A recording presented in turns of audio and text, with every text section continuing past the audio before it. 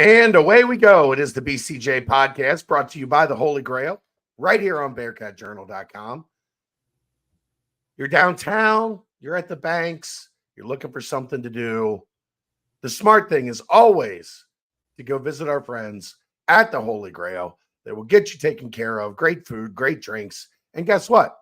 Every Cincy Light that you buy at the Holy Grail banks, an additional 50 cents will be donated to the Cincy Reigns NIL Collective to take care of student athletes that you love watching in Clifton. So support those that support us and support Cincy Reigns. Get to the Holy Grail. Get yourself a Cincy Light or 2 or 3, whatever that may be, and help those that help us. Let's get this show started, Dave. I'm back. The voice is better. I can't say better than ever because you somehow went away, didn't do radio for a week, and your voice is worse than it usually is. Well, you're cheering. You're the volleyball team on. Are you? Yes. Oh, okay. I'm an avid. Let's go, girls. Let's go. I'm a good cheerer. I don't really yell or curse anybody, but I support the girls. That would be I feel like unnecessary at this level of volleyball. I got in trouble for being sarcastic this week. Oh, well. Imagine that. Yeah, no kidding. I think you would have appreciated what I said, Dave. I as someone who is also extremely sarcastic, I have no doubt that I would have. So we had a bad week. We did not play well. I'll fire the coaches. After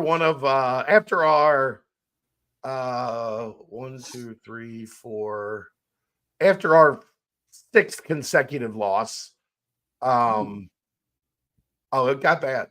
We lost 13 sets in a row at one point.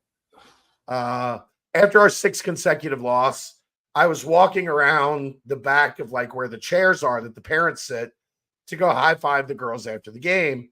And everybody was obviously a little slow to get out there at that point in time because we weren't real enthused. Nobody was at that point. And one of the parents said, "Are you coming out?" And I said, "They've lost six in a row. I'm not high-fiving anybody." As I was walking out to high-five them, and I guess one of the people that worked with the club saw it and took exception to my funny. You will gain my adulation based on your performance. Right. I actually, you know what I get? After the 3rd or 4th loss in a row, I stopped giving them high fives and I started giving them middle 2s. Just like, yeah. It's kind of like when it always cracks me up, like professional golf.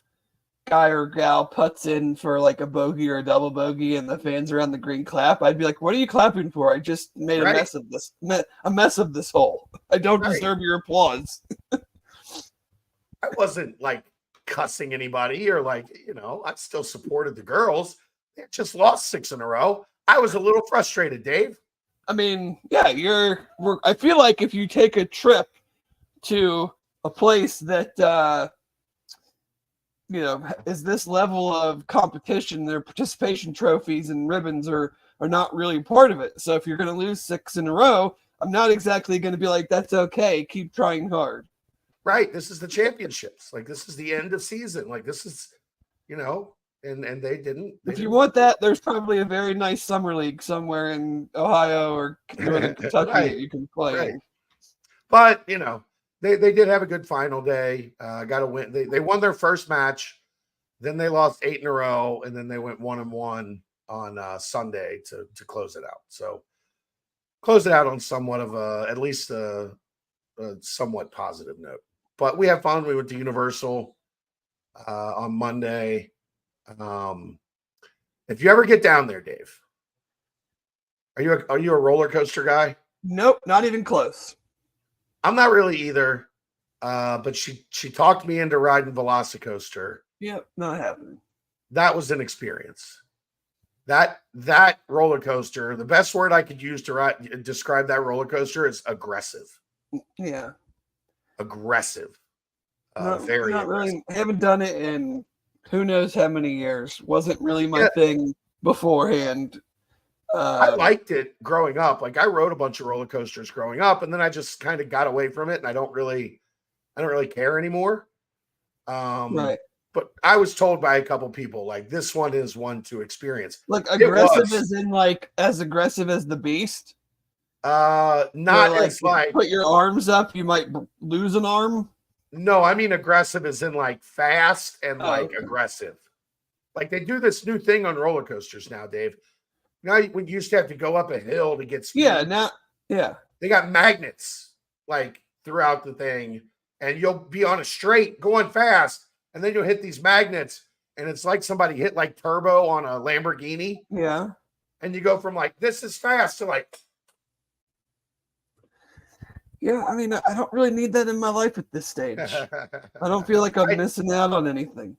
I rode 2, and that was good enough for me. It was a lot of walking. I think we did 11 hours at Universal on Monday.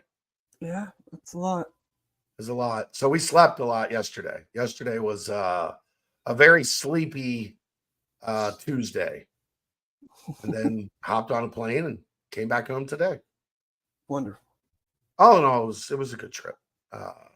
Did you guys miss me? More than you'll ever know. I saw the show with Walt. Watched most of it. Very good. Walt was excellent. It was. I watched a little bit of Monday Night with Nico. So I tried to keep up. There's so much that goes on, like between the games and the team bonding activities, and then apparently the team bonding activities they didn't quite hit home.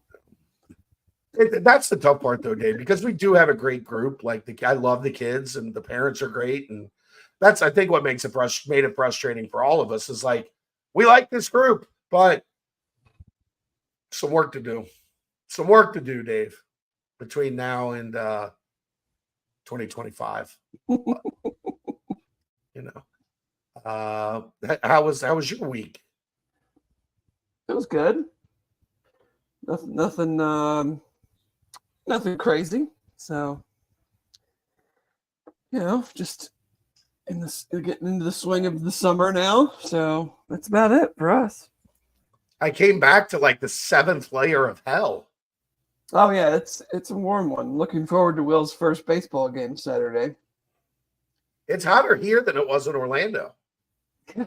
Well, I mean, if it was hotter there, it would be in like the upper 90s. So, all right, let's get to it. Let's start talking some Bearcats. You have been all over it, you and Keegan, over the weekend and into this week. Recruiting class starting to really take shape, as I would say now, probably entering the home stretch of what this class will ultimately look like. Yeah, I would agree. I think they got some priority guys in the boat. I think there are a couple priority guys I still think they're in very good shape with. There are a couple guys that they're in a battle with, that we'll see how those play out. I don't think they're done completely with commitments from the 3 visit weekends. I do think there's a couple of decisions that are going to come down to the wire. So we'll see how those will go. But ultimately, a pretty good couple of days for the Bearcats.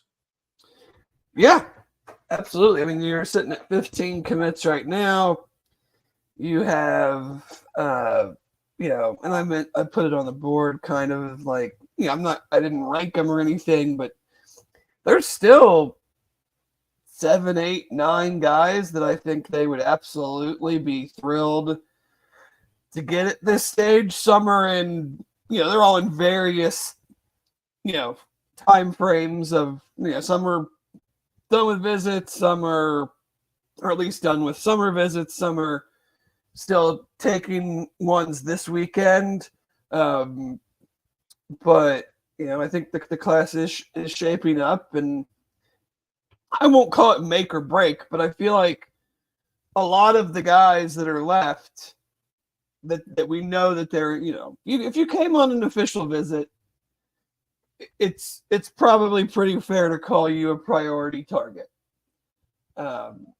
So there's still several guys in all 3 weeks that I would put in that category. So we'll kind of see how that shapes out. And I think, from where I sit and what and what I'm able to know, I feel like I'm not going to go out and say like they're definitively the leaders for any of them because I don't really know that. But I feel like they're in a good position with the vast majority of them, and we'll just kind of have to see how things play out moving forward. Give us a rundown on the commits they just picked up. All right, we'll start with Terrell Holcomb, linebacker out of Gahanna Lincoln in Columbus. 6'3", we 24/7 has him 6'3", 205. Thing that jumped out to me when I first kind of like watched his highlights were they lined him up, and it's a good team too. I think they went 12-1, 10-0 in the regular season last year, so has some good coaching, some good players around him.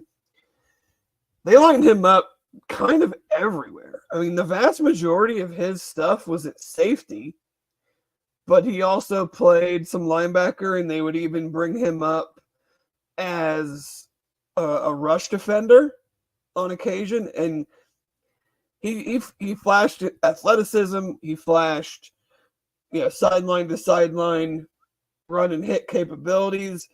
I think he's a linebacker, and we'll just kind of see what that development becomes. Yeah. It'll be interesting to see where they play him this year, if they still have him as kind of that last line of defense, put our best athletes in the back, make sure that nothing crazy happens, or if they kind of start to move him closer to the line, as that is very, it's very likely what he is in college. So that'll be interesting to watch. But I just see like a very malleable piece that has a good athletic profile and can become something. Not that it's concerning. I'm surprised. Like watching his tape, I'm surprised he doesn't have more P4 offers. Being that he's in Columbus on a good team, this certainly isn't a case of like a guy Big that Ten country, recruiting nobody's country. seen.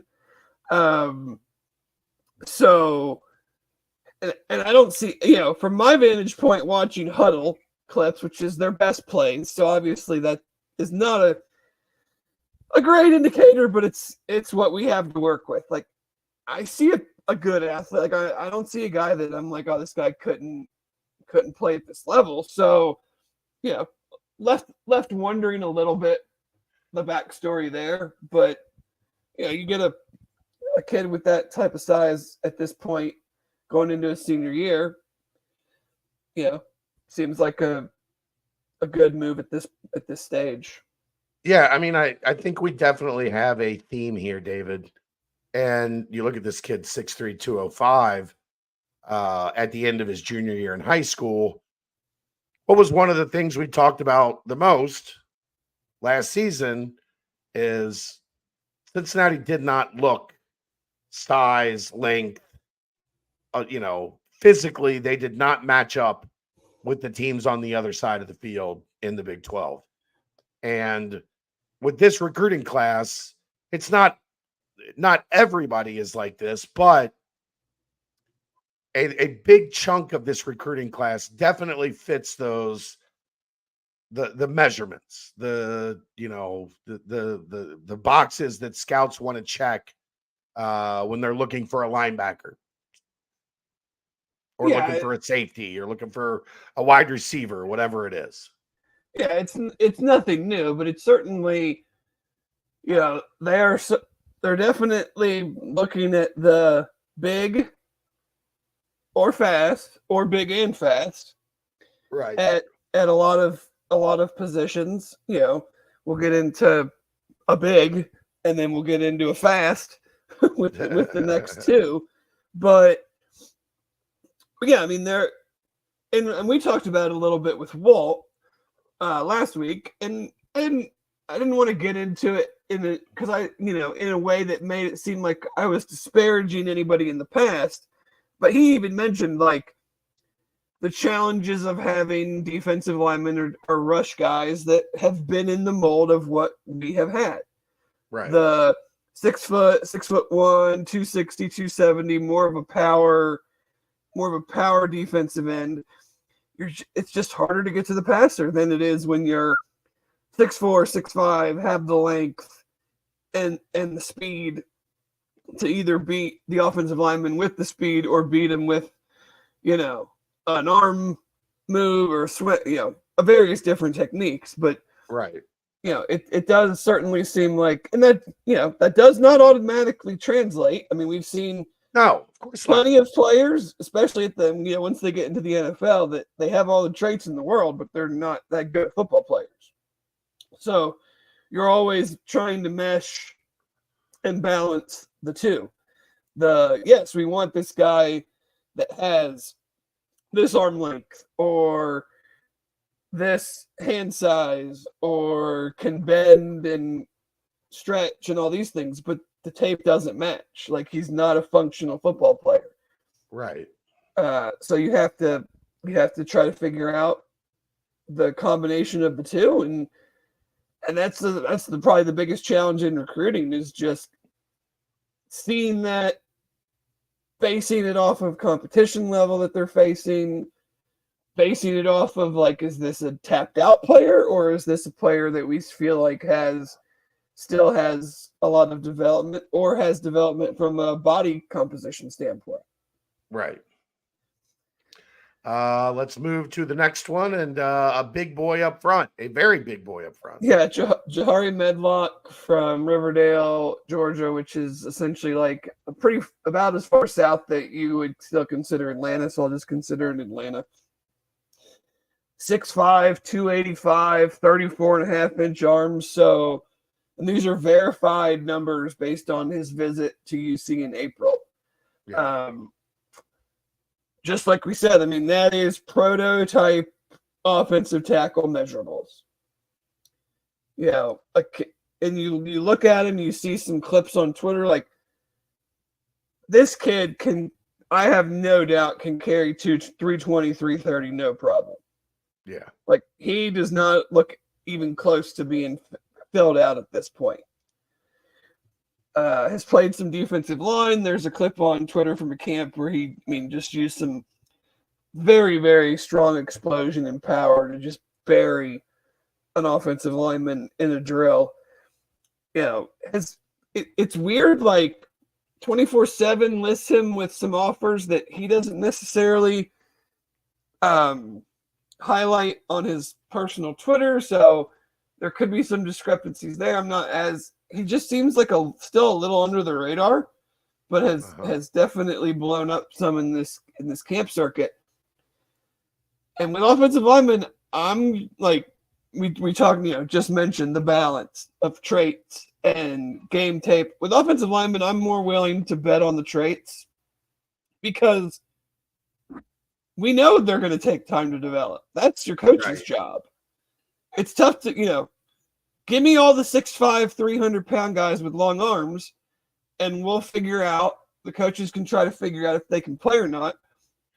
I know right away that the vast majority of the 6'3" dudes with average to sub-standard arm length or that struggle to get to 300 pounds, the vast majority of those guys aren't going to work out.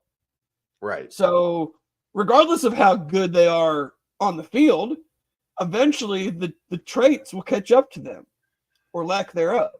Right, because they're going against a 6'4" guy that's longer and faster, and instead of some 5'10" kid that is not playing football in college. So give me all these dudes. I mean, as much as we hype and love every commit and every guy that signs, I don't know the numbers, but I mean, 50% aren't going to make it.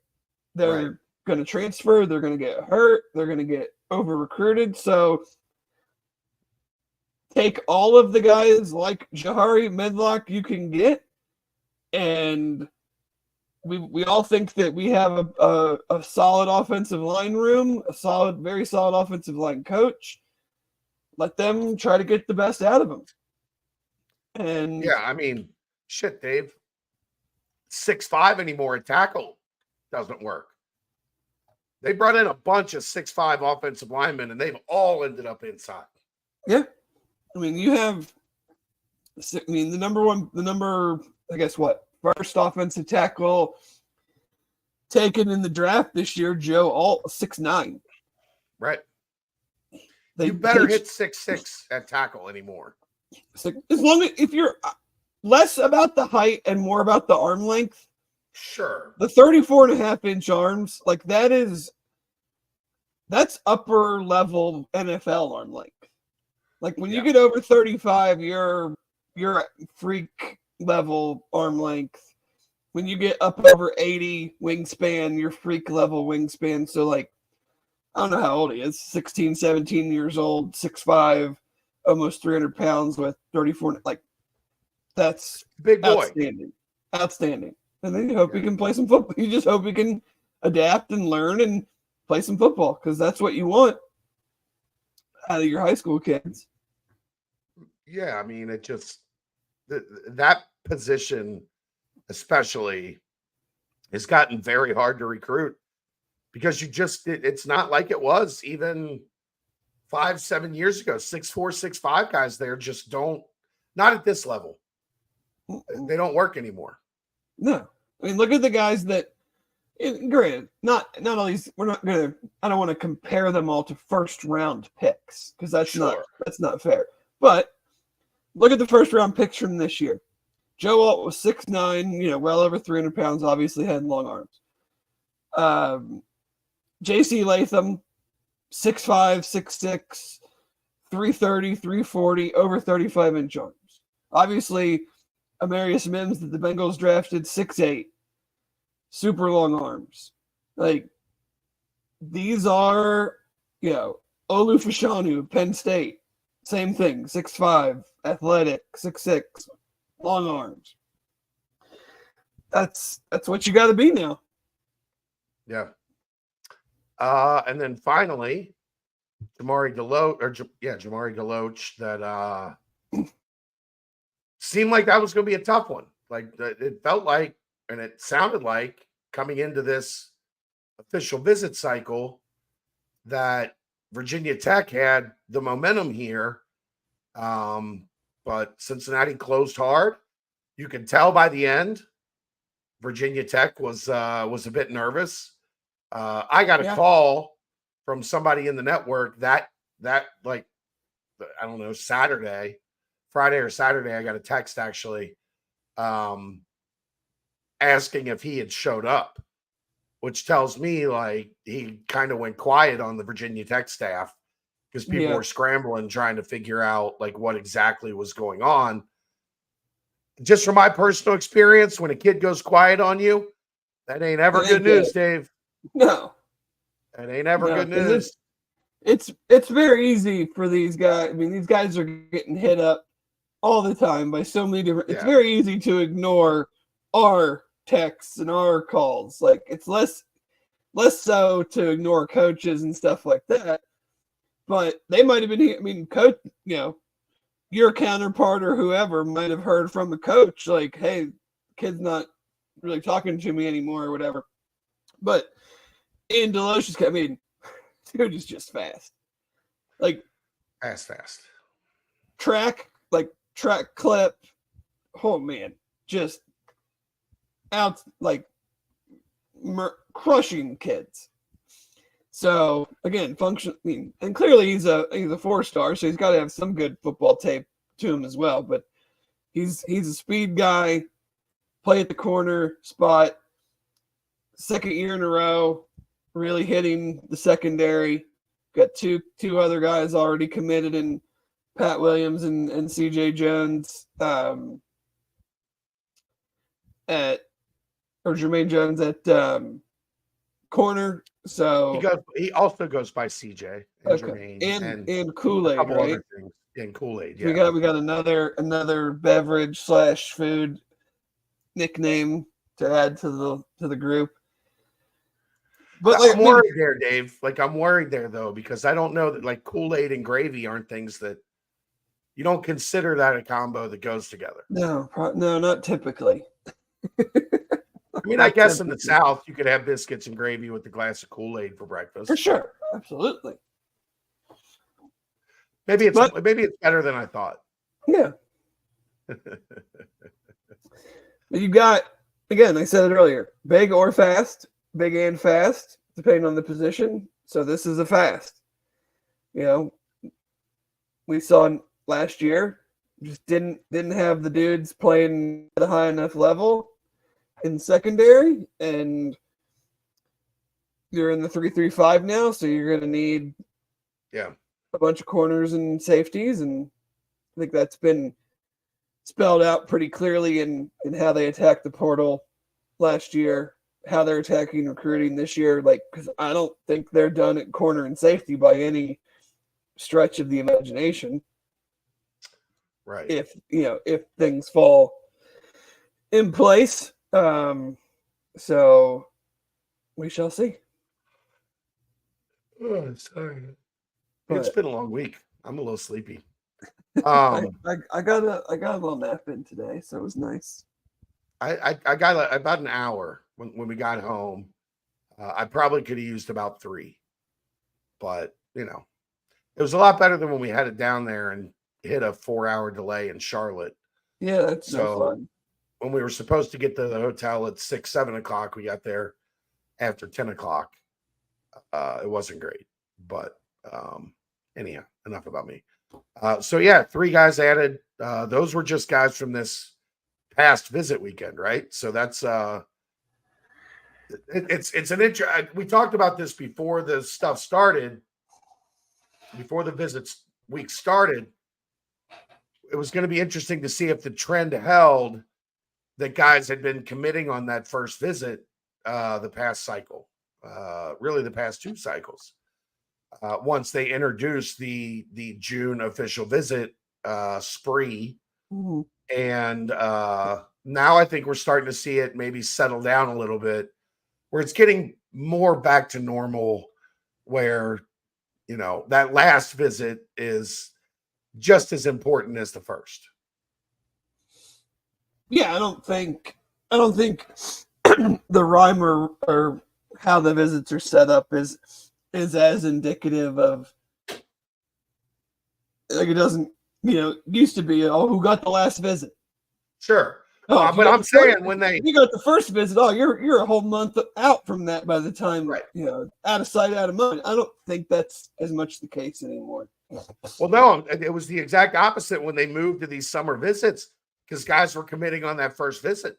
Yeah. Like a large, like if you were second or third, like you were just begging you could get them to campus. Yeah, I don't see that. At least not with this class. That's not what this class has died down a little bit on that front, and guys are continuing to take multiple visits and then make a little more informed decisions than what had happened the last 2 cycles. It's just one of those things that I had my eye on, because it was kind of jarring how quickly it shifted to, if you got the last visit, you're screwed because they ain't coming. Right. Like they were going to commit somewhere before they got to that last visit. Now the pendulum is, if it's not swung all the way back, maybe it's hanging out a little bit more in the middle.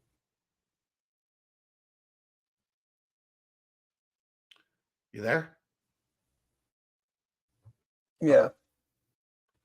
What else you got on recruiting? But yeah.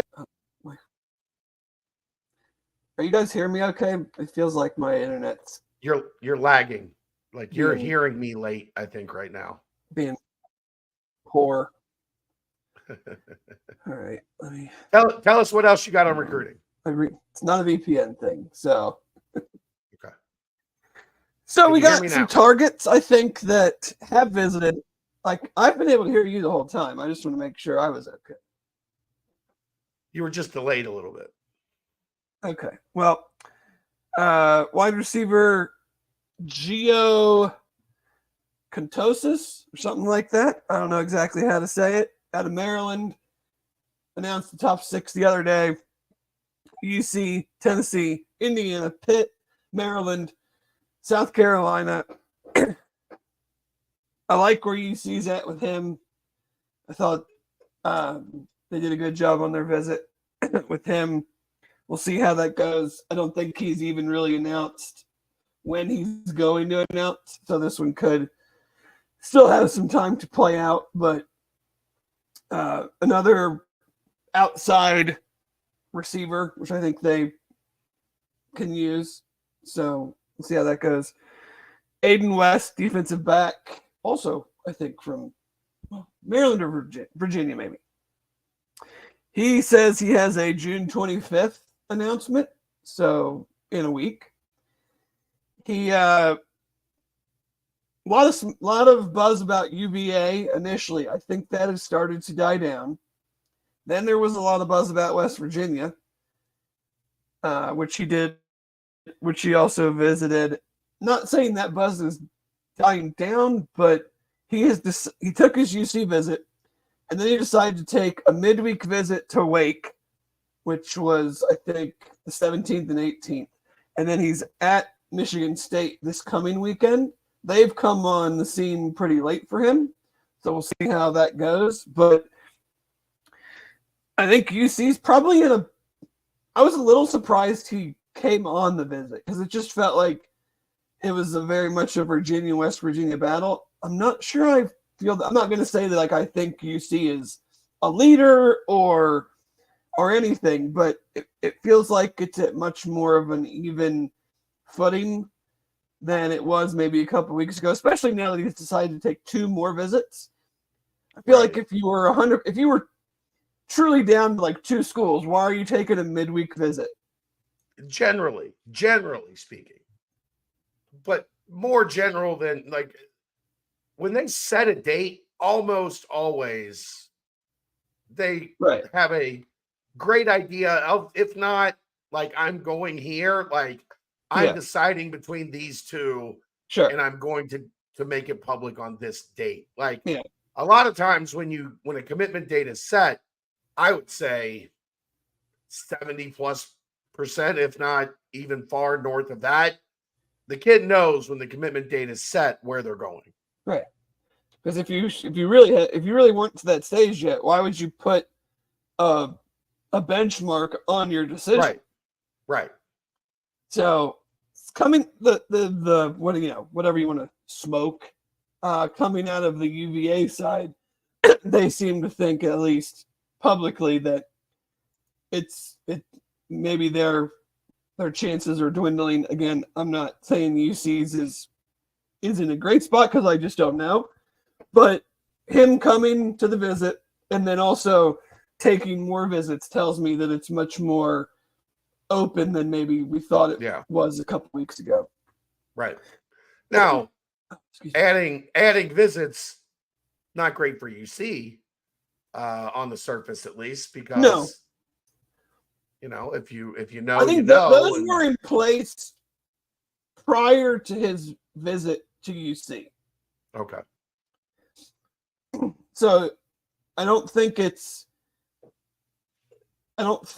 like a right, but what you're saying is true. Like if you went on the visit and then decided like I'm gonna keep taking visits, that tells me that like the first 3 visits you went on, they didn't knock your socks off. Like they didn't give you a reason to shut things down. So we'll see. Right. Another corner. They're gonna keep going there. So I mean, there's several other corners that they're still pursuing. And the last one I have that's confirmed right now, offensive lineman Jaden Clark from Northmont. He announced yesterday,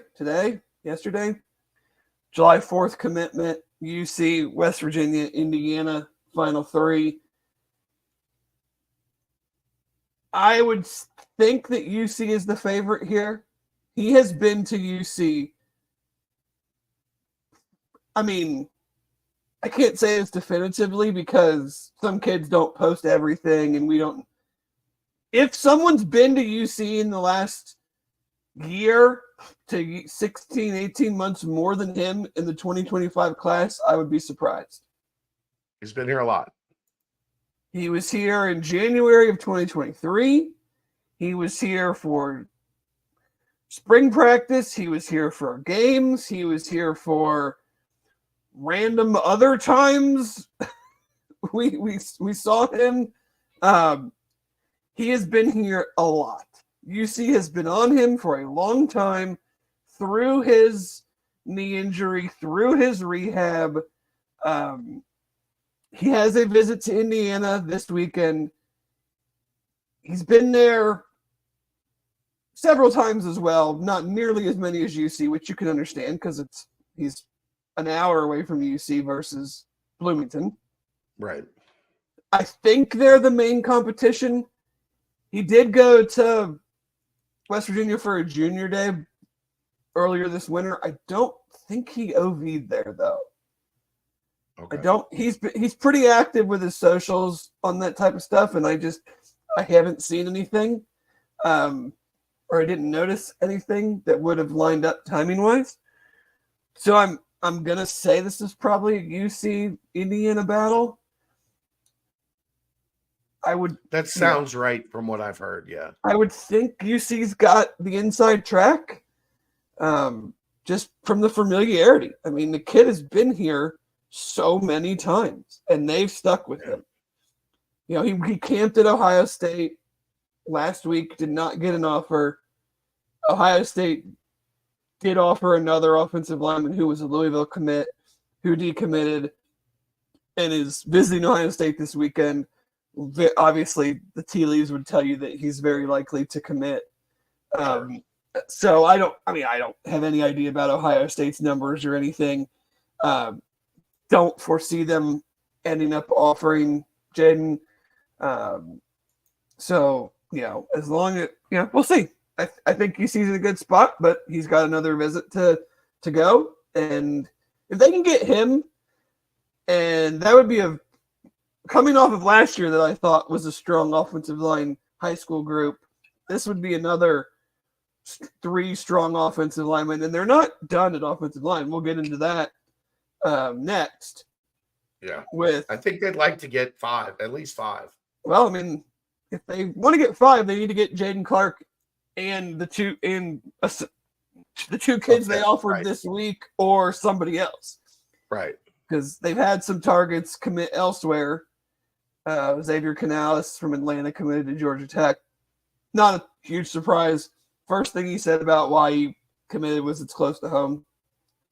So it was kind of that battle of the home team or the team that the Power 4 team that kind of went on you first, and the home team went out, which is fine. Whatever.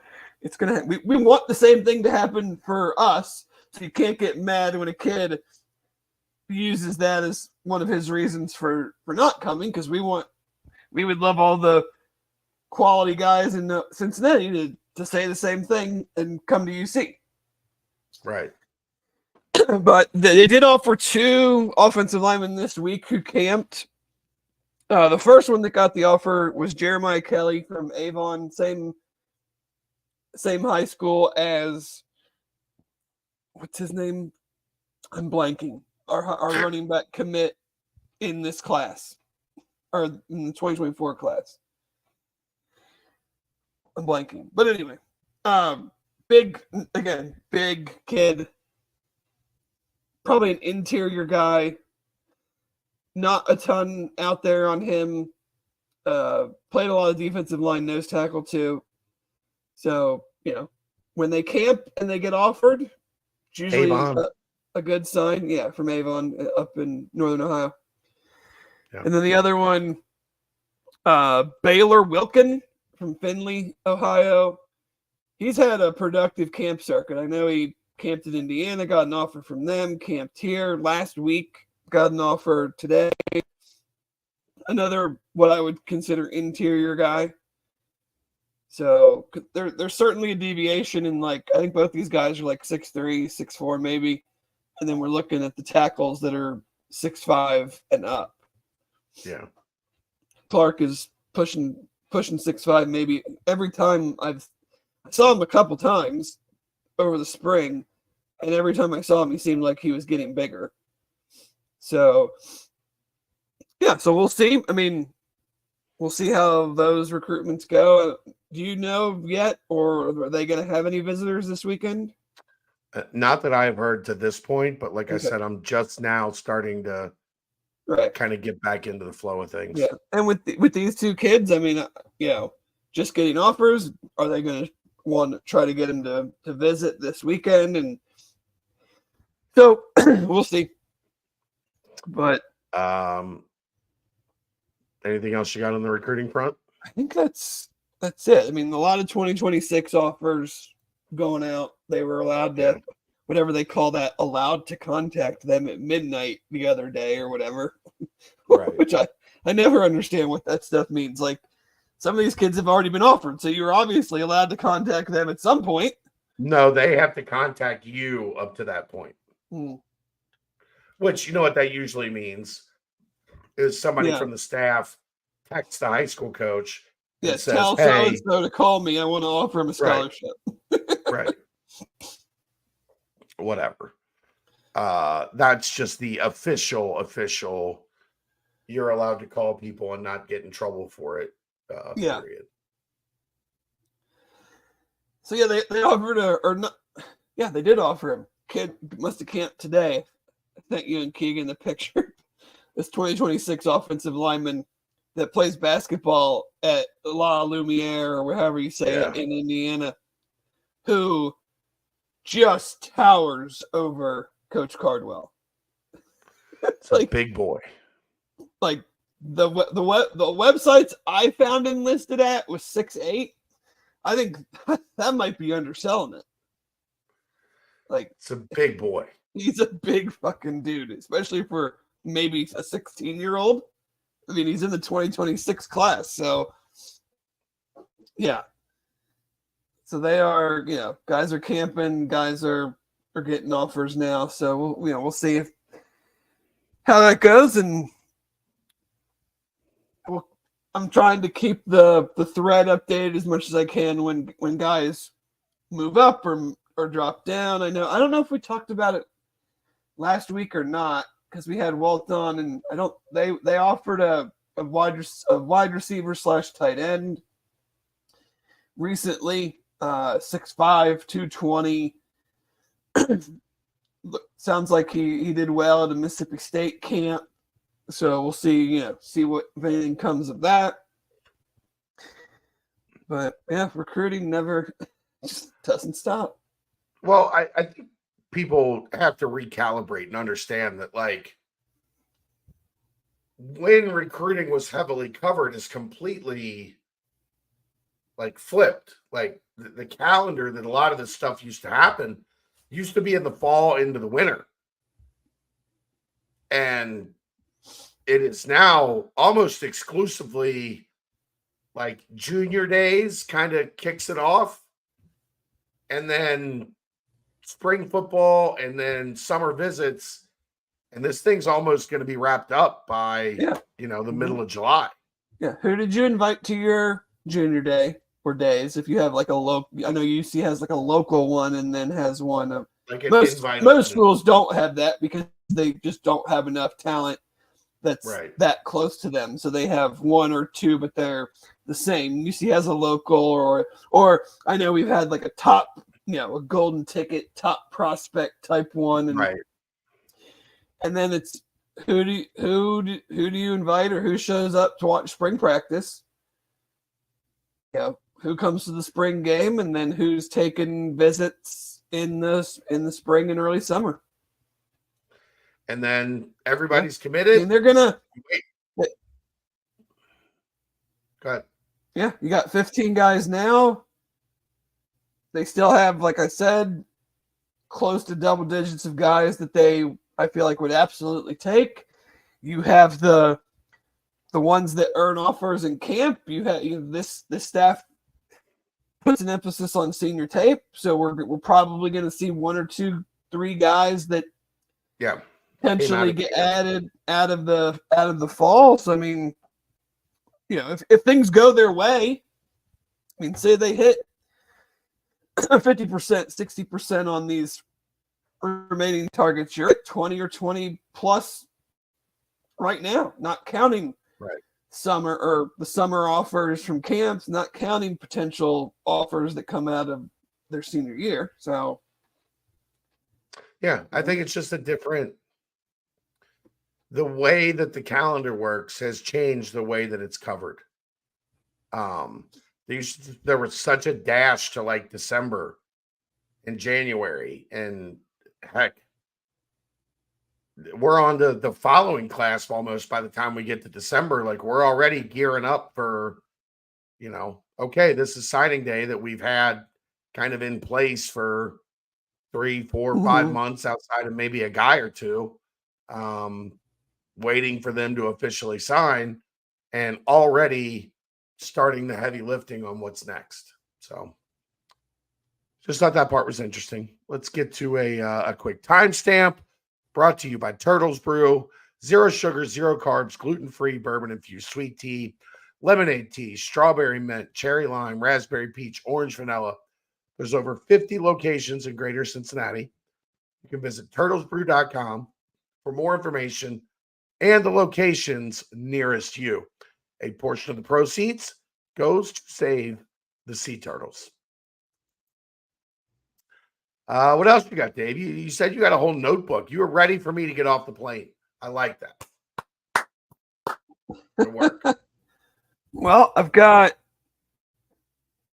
got some Big 12. We got some Big 12 newsy stuff, or we have the Athlon football preview coaches confidential, which I always find interesting. Athlon asks assistant coaches or other coaches around the league, around all the leagues, to kind of spill the tea, if you will. Although I do feel like the coaches have gotten a lot more canned and tamer over the years. Like 3, 4, 5 years ago, they would just light another school on fire and not care about it. No, I read all the ones from the Big 12, and I'm like, none of these are that, like, they're not. No one's like saying their roster is garbage. They're going to win 2 games. I do think some of it, Dave, is half the league is new. I do have now. UCs if we'd like to read those. Sure. What were you going to say? I'm sorry. I said half the league is new. Nobody knows anything about anybody. One. That's right. We have 5 comments about UC, and I didn't think any of them were like that far off. What are we laughing about? Is it my internet? You're delayed again, yeah. I'm talking and you're not hearing it for like anytime I try to open up, like 4 to 6 seconds. Yeah. That's what's happening. How about now? How about now? Am I talking? Can you hear me when my mouth moves? Every time, yes. Then your entire That's why I start talking, because I can hear you just fine. No, does it match up with my mouth? My internet. Yes. Oh, well. You're like like, have you seen those like sports interviews where SVP will ask the guy a question and then they have to sit there and wait 3 seconds for it to go down the line? Oh yeah. That's where we're at tonight. Yeah, I got a poor connection right now. It's okay. My internet doesn't handle StreamYard very well. So let me try to pull it up on my phone. Well, just give us, you're fine. Just give us the Athlon comments about Cincinnati. Well, I'm going to try. I need to pull them up on my phone. I deleted it off the computer so that it tried to not slow it down as much. Okay. So give me a second. Talked about something. Tonight's a complete shit show. It's exactly what you would expect for the return from being out of town for 8 days show. In that everything is off kilter, and we are working to get it back on track, but it probably is not going to be back on track. That's okay. All right. Are you ready? Yes. I've never been more ready for anything in my life. All right. Cincinnati. The debut season was basically a disaster for them. But that wasn't the Luke Fickell roster from years past, for better or worse. Fair. They kind of a Captain Obvious statement, but fair. Yeah. They lacked identity on both sides of the ball. They didn't have outstanding skill pieces. It just looked a little bit messy all around. Boy, did we had that was the talking points for all of our content a year ago. Yeah. They're trying to rebuild the roster, and Satterfield can recruit, but it's an issue where they never really reached their potential at Louisville, and this is a very, very similar job. I mean, we have compared UC and Louisville for how many decades? Yes. Right. Satterfield, is on a big contract, so he probably won't feel the heat this season, but they have to represent that they have a plan and a vision moving forward. And then finally, this has always been a job with a high ceiling for coaches who understand it. I don't know what that has to do with this team specifically, but I don't think any of that was out of bounds or anything. Dave, that last one was a shot at who. Yeah. That had nothing to do with Scott Satterfield. That was just a direct shot at Tommy Tuberville, who has Big 12 ties, remember? Yes. That's all that was. But anywho. No, none of it was unfair. No. Honestly, Dave, here's the truth. I don't think you could say anything that was unfair about what happened last season. No, anything. We talked about a lot of those points, and even like in the early off season about identity and plan and those type of things. Yeah. So no, like I said, there's been years where they've just last year, they crushed West Virginia, and then West Virginia ended up having a very solid season. So, those comments, without putting your name behind them and without knowing who they're coming from, I'm not going to put a ton of stock in it, but it's always interesting to hear what your competition has to say. Yeah, for sure. Do you want to do the Athlon All Big 12 graphic, Dave? Oh yeah, I saw that. Eight players on the top 4 teams, I guess. That's pretty good. Yeah.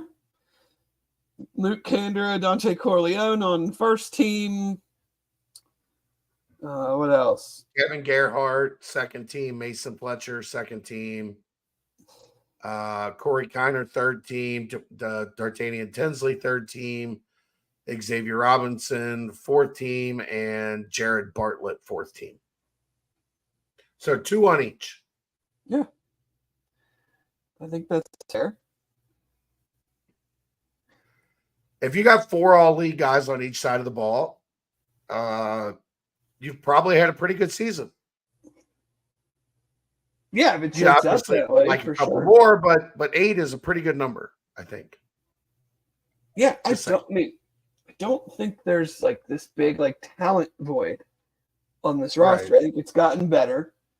I still don't think it's all the way there, but it's close. No, but I don't think we should I think it's hard to expect it to be at this point. I mean, you're still coming off a 3-9 year, with a coaching change and a conference change. So you gotta win some ball games this year. You gotta get the momentum going. You have to, kind of like the coach comment about it was messy and there didn't seem like there was a plan. Like, that stuff can't be there in year 2. Right. Very much so. What else you got? Well, do you want to talk about all the fun new ways the Big 12 is going to have more money? I'm kind of with you. I don't know we're going to have much disagreement on this topic. You can start it, and then I'll chime in after. So there's kind of, from what I've been able to gather, there's kind of 3 different legs to this. There is the conference naming, selling the conference naming rights part. Right. Yes. That is on its own. Then it kind of falls into the same category, the corporate logos on the field and the corporate patches on the uniforms, which are coming. Yeah. Do it. Go. Yes. Do it. Which I'm kind of a little confused on the corporate logos on the field part, because, like, we already have them. We have TQL on the field. Right. Like, what was decided over the last couple of weeks that is different than that? Right. Were we breaking the rules or something? Or, like, were we, is it like you can now get paid? I don't know I fail to understand what the difference is in that one. But we can start with the naming rights one, because that one seems to be the most active and the furthest down the road. From everything that I've read and listened to, this has been in the works for half of a year. Yeah. For the Big 12. That way. Yes. So, and it's interesting. I've listened to 2 different podcasts where they've talked about it, and the thought process behind some of the stuff that on the outside we probably laugh at and make fun of, and then on the inside is why it makes more sense, maybe from their standpoint. First, sure. Going from the very top, though, the selling of the naming rights. Whatever, to me. Like, the Big Ten had 11 teams starting in the early 1980s. Yeah. The Atlantic Coast Conference has Stanford and Cal in it now. What you want to call it, I don't care. Right. You know, is there some brand equity built up into the Big 12? Yeah, but I think that brand equity was built up into a Big 12 that had Oklahoma and Texas in it. Right. And dating even further back, had Nebraska and Texas A&M and Missouri in it. Right. Like, this version of the Big 12, like, I don't know, it doesn't like, when I think Big 12, I don't think of, like, this new iteration yet. So Why do I necessarily care what they're calling it? So then we get to the naming part of it. And the very heavy rumors it will be called the All-State 12. Mayhem. The reason behind this, as far as and this has been talked about on 2 different platforms, is apparently there's more equity or whatever in the 12 than the Big, because other conferences use Big. Okay. So I don't think, what I gather, this will not be called like the All-State Big 12. It will just be called the All-State 12. Or 14. The other reason, right, but I think they want to keep the 12 for whatever reason, which, again, makes no sense because there's 16 teams in the conference.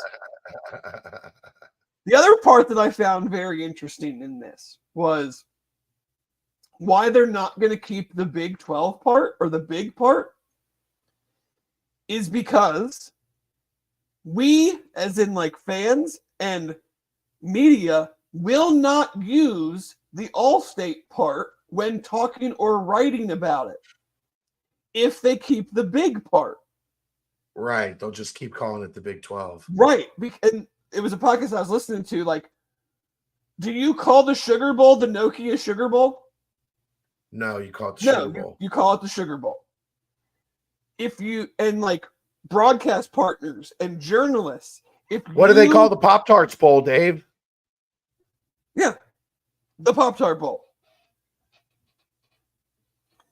So broadcast partners and journalists, if you give them an out to just keep calling it the Big 12, they're just going to keep calling it the Big 12. Right. So dropping the big forces them to write or speak All-State. I would imagine there's a ton of value in that. Well, that's where all the value is coming from. Right. I mean, they're talking essentially $500 million over 10 years, so $50 million a year, $3 to $4 million a school per year. Which is, remember, people, roughly half of what they were getting in the American total. Yeah. Just on the naming. Right. So if you love Olympic sports, you should want this to happen. Or if you want UC to be able to, because paying players is coming, so you have to find more revenue streams. If you want to be able to pay the players on some equal level of what the Big Ten and the SEC are paying the players, right, there needs to be additional revenue streams. And will we laugh about it? And will we be like, oh my God, this is so ridiculous, so they're going to call it the All-State 12? We will. But guess what we'll also do? We'll essentially forget about it in no time. Because Brett Yormark has not had 100% on ideas. But, like, I remember, last year? They made this, like, silly rap song around the basketball. Guess what happened? 2 days later, nobody talked about it anymore. Like, nobody was like, I'd be a fan of these Big 12 teams if they had only not done that dumb rap song. So, I mean, this one seems to me to be a pretty cut and dry no-brainer. Now, then you get into the logos on the field and then the corporate logos on the uniforms. I think there'll be some. I don't either, because, and the reason I don't care is we look at it from a UC standpoint. Like, we've been in so many conferences. We've had Adidas and Under Armour and Nike. Like, we already say Cincinnati across our chest. I think that element will be a harder pill to swallow for the Notre Dames and the Penn States and those. That makes sense, yeah. Because they've never done anything like that. Right. But I heard this today on the Yahoo Guys podcast, Ross Dellinger. The high end, like the Alabamas, he's hearing $10 to $15 million a year to put some logo on your uniform. It's a lot. So let's just say UC's $5 million. Yeah. Okay, you're getting 3 to 4 for the changing the league name. You're getting $5 million to put Skyline Chili 3-way on your uniform. And then he said the logos on the field, like, that's another 3, 4, 5. I mean, so you're talking $10 million plus for UC to potentially do those things. Yep. How are you gonna say that we shouldn't do this? And also, I just look at the leagues that are already doing it, and I already don't notice it. Oh, the NBA has. I couldn't tell you one. No. I know the Celtics have Vista Print because they've been on TV a lot lately. That's literally the only one I could tell you. Yeah, nobody cares. Nobody cares that MLS jerseys have logos all over them. I don't care. Play the game. We'll talk about the players and the performance and the outcome. The jerseys don't have any say in it. And that includes all of you anti-white jersey truthers. Yeah. It'll be interesting with the All-State thing because they are a huge general corporate sponsor of football as a whole. Football. Yeah. So if they put their name on the Big 12, does that get pushback from Fox and ESPN who cover other leagues? Like, are their nets behind the goalposts going away with their so just some interesting behind the scenes stuff going on there. Or Dave, they keep up what they're doing, and they play into the fact that now all those people have to talk about the Big 12 more because they're in bed with Allstate. Right. It's like lobbyists in politics. Yeah. Cross promotion. You're in bed with big insurance. Right. Big insurance is rooting college athletics. Now the big NFL is in business with the Big 12, the Allstate 12, if you will. Yeah. The lobbyists are really cranking up the heat here, Dave. It's just interesting because like Greg Sankey from the SEC, and I think he was speaking more to the private equity thing, which we'll get into a little bit. It's very easy to shout down at people when you don't have their problems. Like, sure. But at the same time, again, Ross Dallinger was talking about like the selling the naming rights for the conference is going to happen in the Big 12.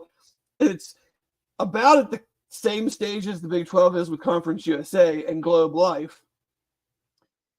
And then the AAC and the other G5 leagues are talking about it as well. The interesting part was that, again, ACC, you have this wide swath of members where some probably look at it as like, no, we should never do this. And then there's others who are telling Ross, like, why are we not doing this? Like, Brett Yormark's plan has now, to me at least, crystallized in that and he's not going to see, he probably won't see this stuff all the way through because you don't have the 20, 30-year conference commissioners anymore. I mean, you're 5 years, you're 10 years max, and then you're on to something else. It's very clear to me at this point that everything he did 6 months ago was to destroy the Pac-12, and everything he's doing moving forward is to destroy the ACC. Yeah, because he knows we're probably never going to be the Big Ten in the SEC. We don't have the tentpole universities and programs and population and all those things. But if this thing is going to continually be condensed and consolidated, everything we do is for survival. Right. So if you don't like selling the naming rights to the conference, then you're not into surviving. If you don't like, you can't, and we can get into private equity, and it's a little bit different because we just literally don't know much of anything. But I find this dichotomy pretty hilarious of like fans, and I'm not calling that any UC fans, just fans in general, who are like, we need more money to compete with the Big Ten and the SEC, but not that money. That's how it always works, right? We want more money. But I don't like that. This. I don't like that money. Well, that's the only money being offered to you right now. But not like that. I don't want to do it like that. Well, if you want it, sometimes that's how you have to do it. Yeah. This is what's being offered to you. Is it ideal? No. I don't want, do I want to sell the naming rights to the conference? Not in particularly. I don't really care. It's not something that's going to get me all up in arms. But it's a way to get more revenue in a sport that in the next 2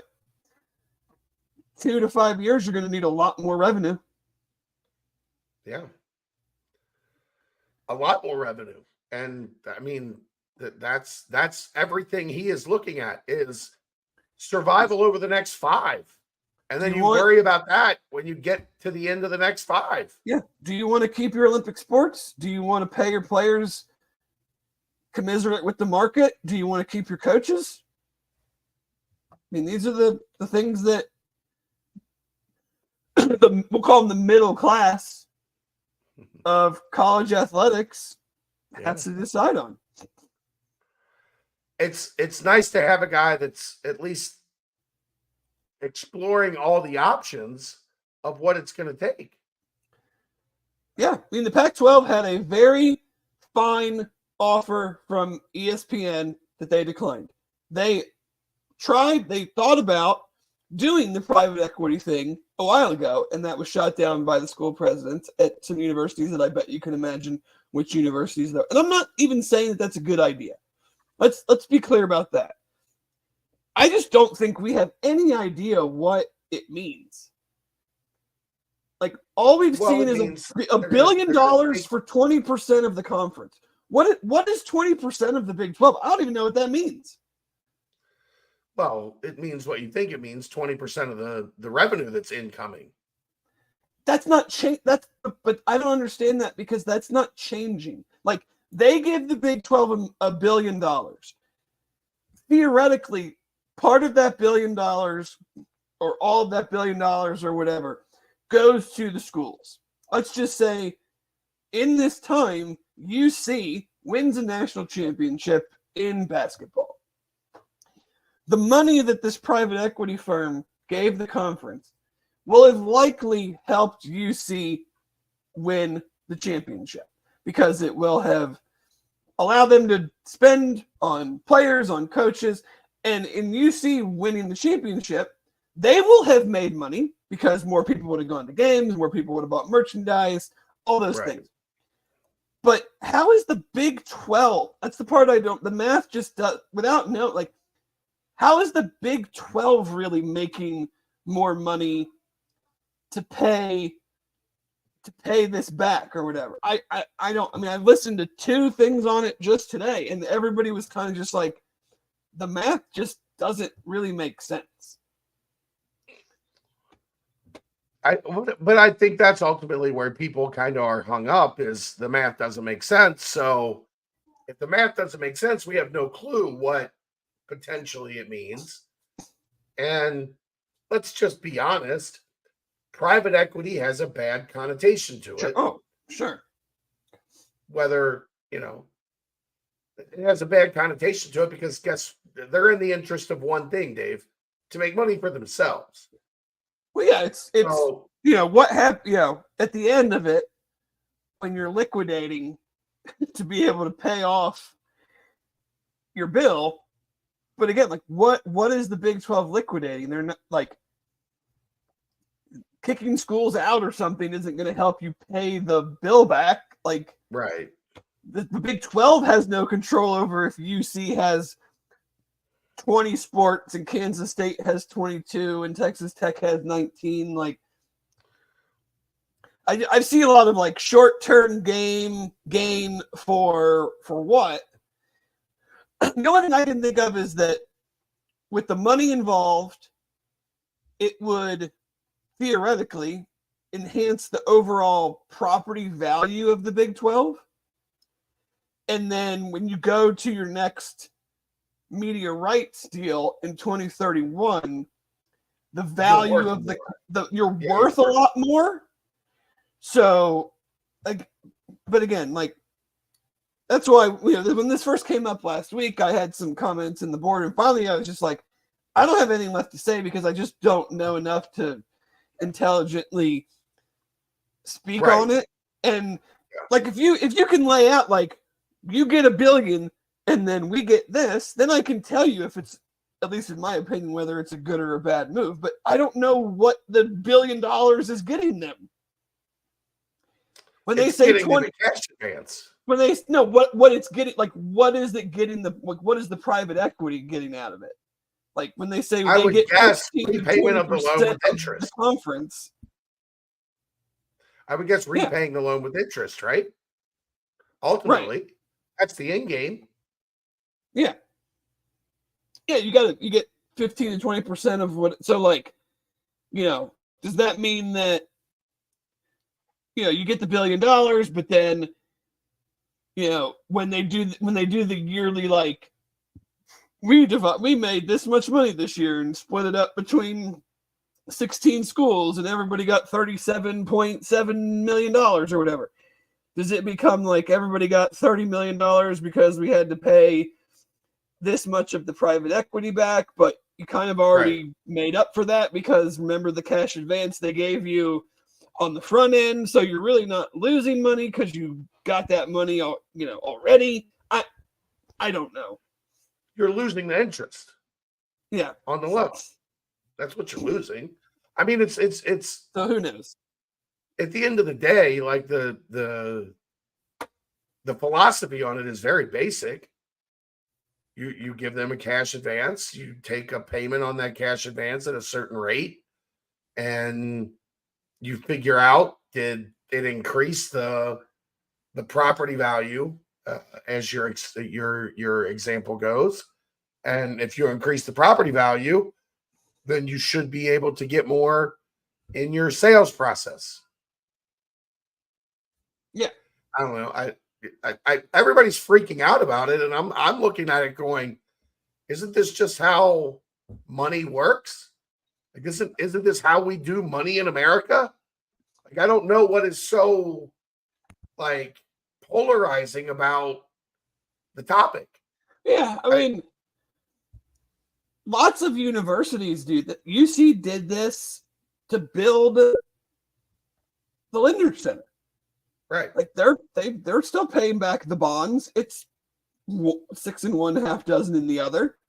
Like, sure. I mean, Nippert Stadium, the Fifth Third Arena renovation, the practice facility, all of them have portions that were bonded. So again, I think it's probably, and these groups are involved in a lot of professional sports. I think it's especially in Europe and overseas. There's probably just some snap reaction because it's the first time it's really truly been discussed at this level for American sports, and certainly on the collegiate level. Yeah. I just I think there's a dividing line between like UC doing it and the conference doing it. Like, I would be diametrically opposed to UC doing it.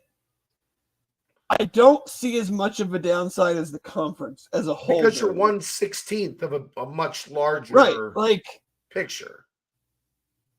If you can't pay back the loan as a conference, there's probably a lot of bad things that are happening before you got to that point. Sure. So things have gone very wrong somewhere. Somewhere along the way. Yeah. So I don't know. In those terms, Dave, when you're talking about individual schools, it goes from high risk, medium reward to at best medium risk, medium reward, or maybe if you want to say low reward. I think it's low reward from a school standpoint because like so much of the individual schools has to do with like just success. Like, if you take out if you did something on the school level and then you went on a drought in men's and basketball and football where you weren't that good for 5 years in a row, like, you're hemorrhaging a lot of money that you're going to then have to eventually pay. You still have to pay that back. Right. So your donors aren't going to be donating as much. You're not going to be going. People aren't going to be going to as many games, but that payback is not going to be changing because of that. You're probably going to have to fire a coach that you owe buyouts, 8 figures, 7 figures. Yeah. Yeah, it's a good thing Tennessee didn't have any PE money out when they were paying like 4 football coaches at the same time. Is Butch Jones still on payroll? No, he's got another job, so he's off payroll. So, but yeah, that one. I mean, it's is it ideal that we're talking about this? Sure. No, I would love to be in the SEC in the Big Ten's position. Right, where it's not we don't have the private equity, nothing. We have all the money, and and they can still do that too, but that shouldn't stop the Big 12 from exploring all potential revenue streams. Just because the big guys can do it too. Okay, well, great. Well, what if they decide to do it and you decide not to? Right. then there's even a bigger gap. So that one I know way less about, because there's just not a lot out there about it. And what is out there is just people's opinion. Essentially personal opinions. Yeah, people's personal opinion on private equity is what you're getting. Yeah. There hasn't been a whole lot of detailed back and forth on the subject. Right. You're right, Josh. I don't feel sorry for Justin because, he left us. But I hope Justin finished his law degree, because it sounds like he's going to have to switch his major to finance. Boy, he's ended up in a world where he is so far from the games. Yep. Want to be a national college sports reporter, they say, huh? Go get your law and finance degrees. This last year, all you've done is spend time on Capitol Hill. Right. And now you're looking at private equity firms and what details those are constructed with. I don't feel sorry for him, though. Leave us morons to the on the field stuff. Exactly.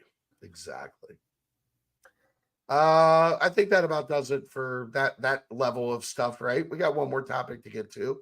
I think so. Let's hit a Turtles Brew timestamp. 6% ABV, 0 sugar, 0 carbs, gluten-free, bourbon-infused sweet tea. They have strawberry tea.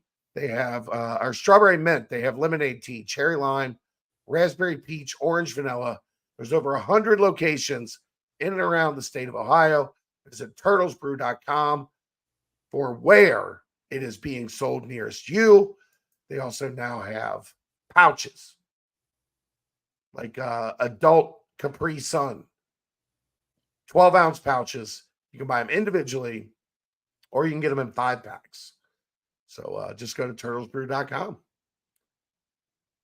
NCAA tournament, Dave. They are going to expand. We all knew that was going to happen. Again, you have been kind of on a roll tonight. So I will let you give your take on NCAA tournament expansion. Now that we're starting to get some ideas, it looks like this next expansion is either going to be 4 or 8 teams. They are looking to add a second first 4 site, which they are already doing 8 first 4 games at a site. I would imagine if they're going to bring another site into play, they would just go ahead and do 8 more games. The focus on these spots is going to be at-large bids. So far, there has been some pushback on making the automatic qualifiers play in for those spots. We'll see ultimately where it goes. But your thoughts now that we are starting to get a better picture of what tournament expansion means. My initial thought, we talked about this a little bit, probably, I don't know, 2 months ago. It's been at this point. I don't love it. Like, I think the tournament's pretty much perfect the way it is, but I'm not going to get real mad about 4 or 8. If it got over that number, then I think you're diluting the overall product a little bit, but 4 or 8, I mean, that's fine to me. I am of the opinion that if it's whatever the number is, 4, 8, whatever that last group, whoever's playing in these playing games should all be at-large teams. That's my thought. That's not the thought of the power conferences, but I think you're changing the makeup of the tournament, and some will say that that's not a bad thing. I would disagree. But if they do what you just said, I would be more on board with that. I think anybody playing in the first 4 should be those, whatever, last 8 or last 12, right? If they add 4, it would be the last 8. If they had 8, it would be the last 12.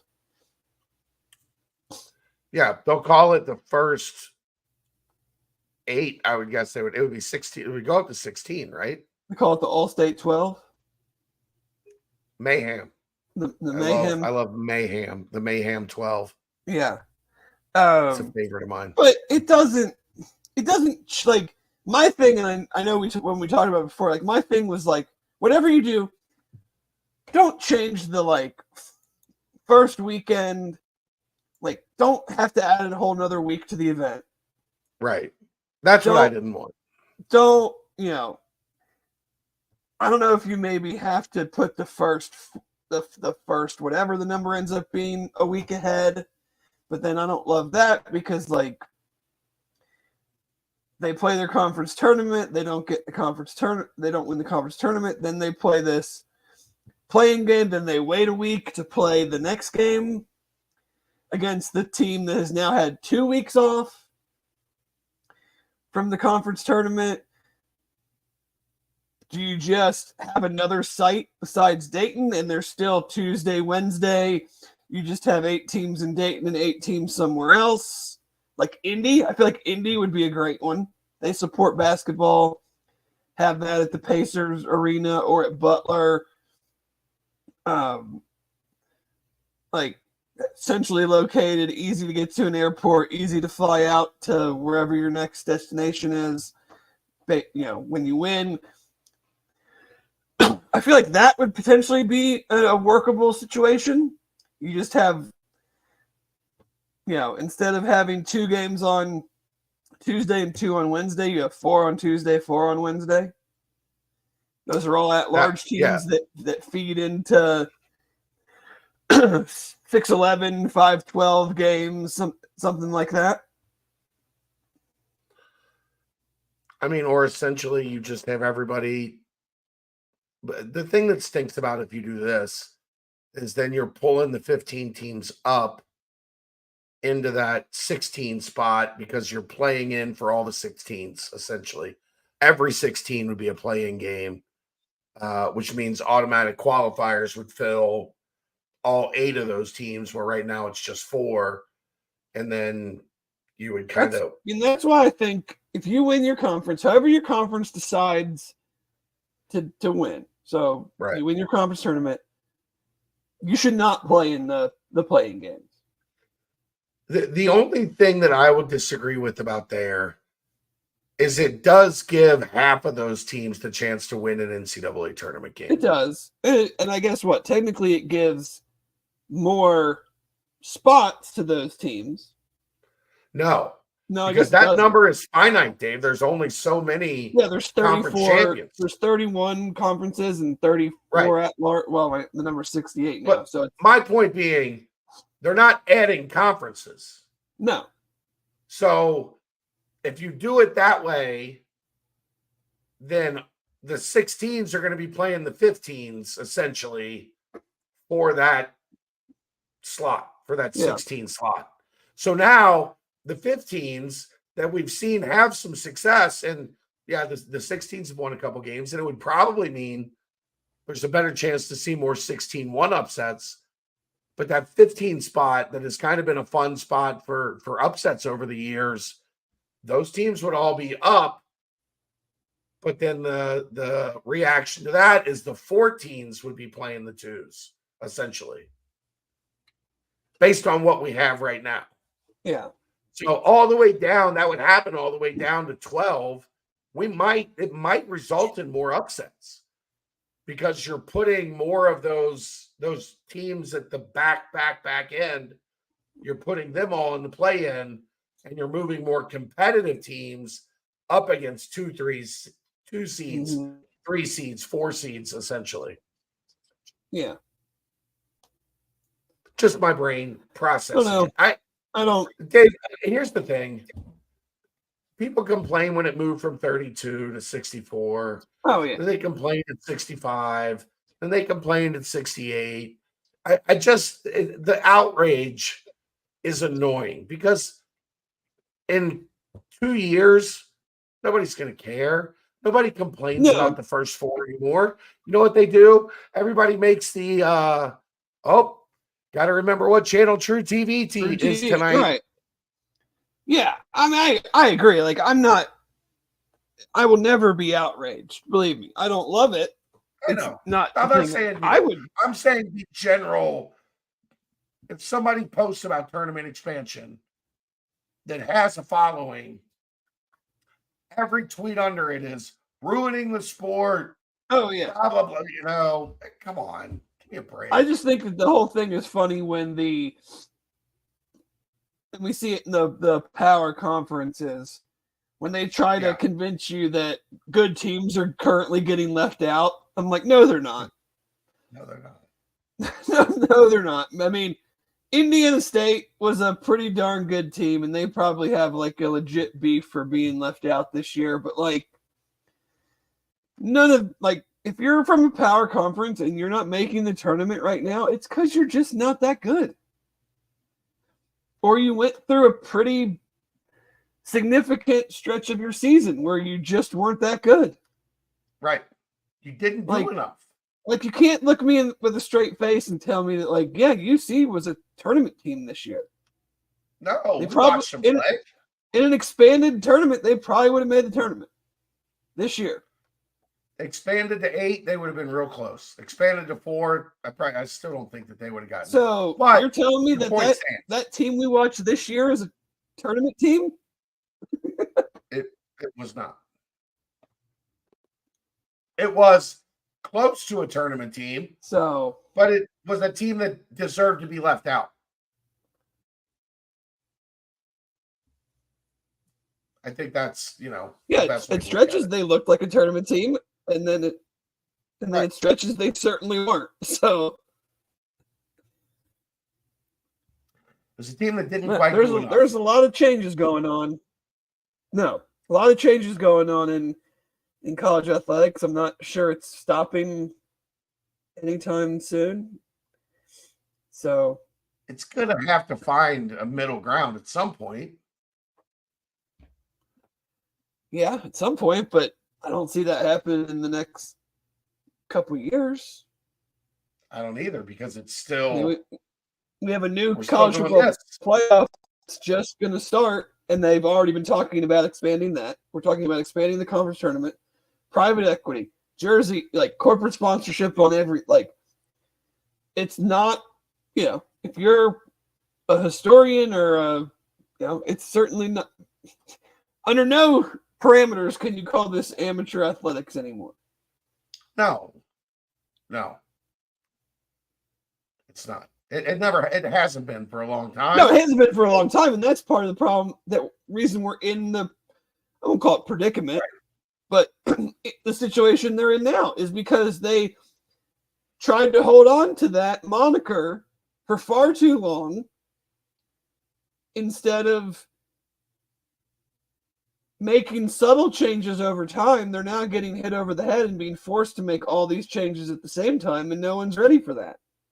Right. It's interesting times, Dave. Interesting times. All right. I don't really have a whole lot else to you. No, no, not really. Ball's playing for a title. I did have one final rant. Oh, okay. About you haven't been to amusement parks, so they now have like right outside the ride, they'll have like chairs you can get in that are on the ride to see, like, if they fit or not. They should do that with airplane seats. Because I was in a situation today where the person next to me, Dave, absolutely should have had to buy another seat. Oh man. Absolutely should have had to buy another seat. The person had to ask for an extension to their seatbelt on the way into the plane. I guess they will sell you that clips into the one end and then clips into the other end on the side. you should have to buy 2 seats. Am I an asshole for saying that? How is that fair to the person that bought the other seat that this person has their seat and 30% of your space? Well, I guess my thought is like, if I'm in that situation, I don't want to be confined to one seat. I mean, I'm going to be incredibly uncomfortable myself as well. Their body touched me all the way up my left leg to basically my shoulder. Your Honor, they touched me for 2.5 hours, Dave. 2.5 hours. There's nowhere I could go. At one point, when we were landing, I was so far over into Kelsey's seat that Kelsey looked at me like, damn.